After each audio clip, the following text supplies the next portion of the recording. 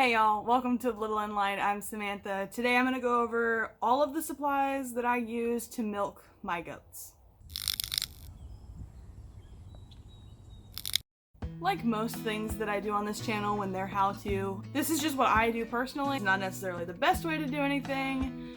These may not be the absolute best supplies. It's what I use, it's what's worked for me so far, and it's what I like. So let's get this thing going. So the number one thing you're gonna need, aside from your dairy goat, is a milk stand.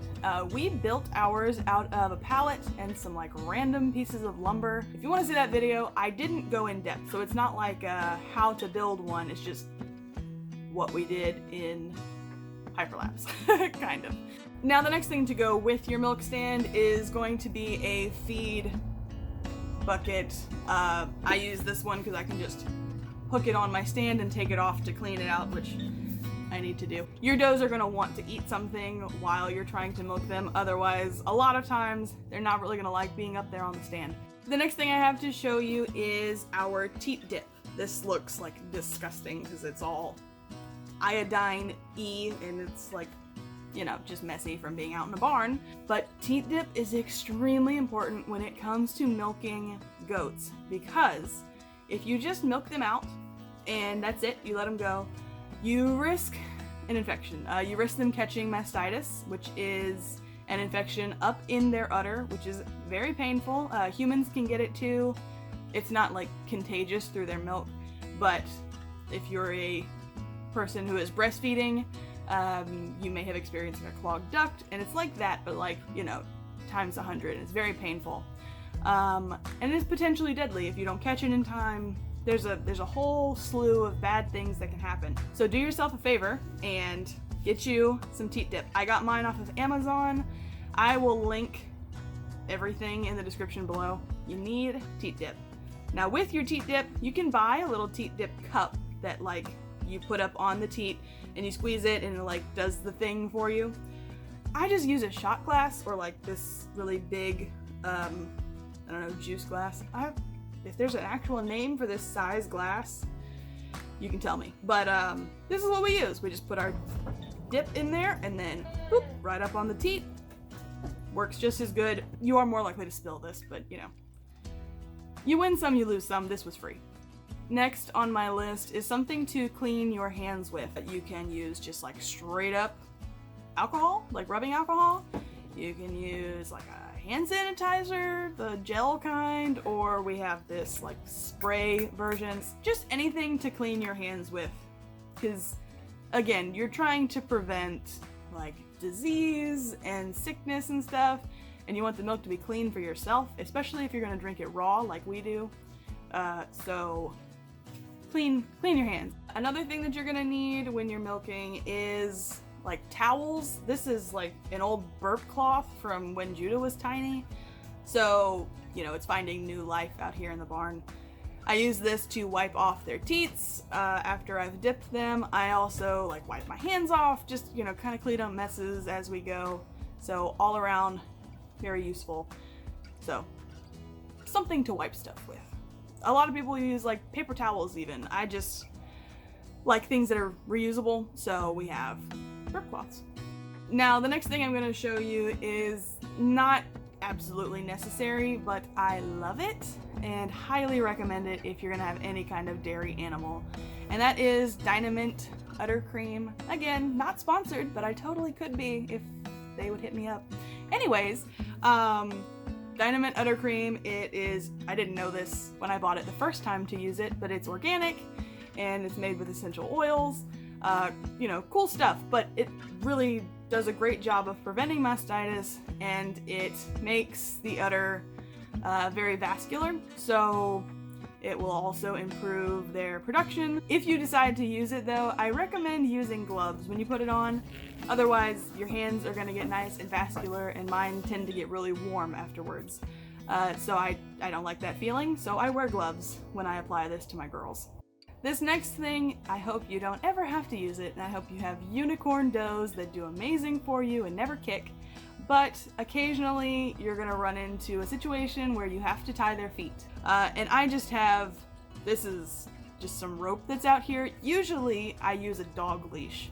That works really well. I can loop it around one foot and then like tie it to my stand so that they can't kick me or the pail. It just kind of calms everybody down. And it really helps with training new does to the stand. The last thing that I have to show you is my milking pails, bowls. A lot of people use like an actual milking bucket, like a seamless bucket. The most important thing is that it is seamless. You don't want those big creases because the milk can get down in there and it's just yucky. So I use these metal mixing bowls. I have 3 of them. The smallest one here is a strip cup. So the very first milk I get out of my dough, I will milk into this cup. Because if there is any bacteria up in the teat, I want it to be pushed out into this instead of into the milk that I'm going to be drinking, which I catch with a different bowl. The next bowl that I have is a little medium-sized bowl. It's smaller than my large one. My reservoir, this is where I put my milk after it's come into this bowl. So I milk directly into this one, and it's easier to manipulate under the dough. If she's gonna start kicking or something, I can move it out of the way better. She's gonna be less likely to kick it, and I can lift it up closer to the teat. You know, it's just easier, especially when you have a doe who's new on the stand or something, and you don't want to hobble them, which I try to avoid doing. So that's what this second bowl is for. I milk directly into this, and then I pour it into this. So this bowl, like I said, is just for holding the milk. It actually sits over here. I have a little rack, and it sits on there, and it just stays there, and I just pour my milk into it as we go, and that way, if she does kick the bowl out of my hand, I'm not losing all of my milk, I'm just losing whatever's in that small bowl. If you don't have the extra money to go buy like milking specific pails, which, you know, they can be kind of pricey, if you do have the money, then cool, like go ahead, do whatever you want to do. But if you are trying to do it on a budget, you can get these mixing bowls. I think there's like a set of 3 at Walmart. You might even be able to find them at the Dollar Tree, but I am not really sure, to be honest.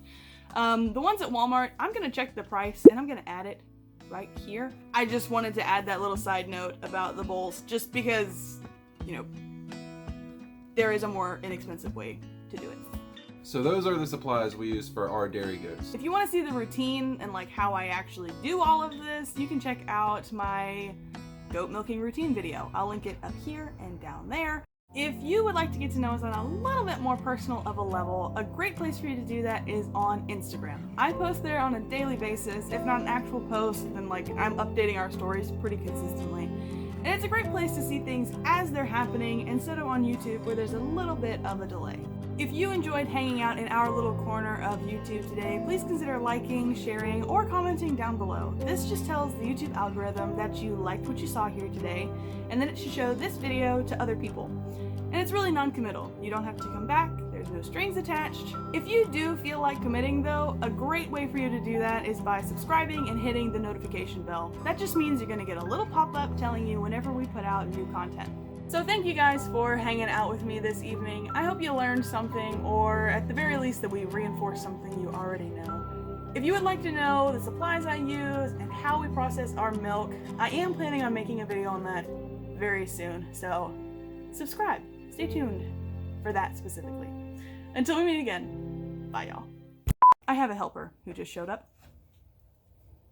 So that's oh my goodness. I'll probably like put it down here. I'll go look on website, wow. I'll go look on website. This is gonna have so many bloopers at the end.